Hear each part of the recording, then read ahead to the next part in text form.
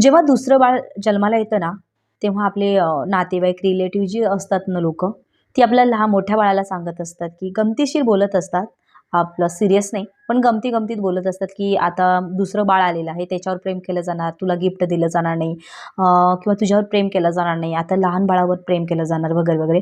या सर्व गोष्टी त्या मुलाला भरवल्या जातात आणि ते गमतीत बोलतात आणि पण ते मुलगा आहे ते सिरियसली घेतं. त्याच्या कोवळ्या मनाला खूप मोठा परिणाम होतो. त्याला कुठेतरी प्रेम कमी झाल्यासारखं वाटतं, दुरावल्यासारखं वाटतं आणि ते मनामध्ये एक खंत करत राहतं, की आता लहान बाळ आलंय आणि आता माझ्यावर कोणीही प्रेम करणार नाही, मला कोणीही काही गिफ्ट वगैरे देणार नाही, असं त्याला वाटतं. वेगळं झाल्यासारखं, परकं झाल्यासारखं वाटतं. आणि यामध्ये एक गोष्ट मला सांगायची, की त्या मोठ्या मुलाच्या कोवळ्या मनाला किती परिणाम होतो याचं जाणून घ्या.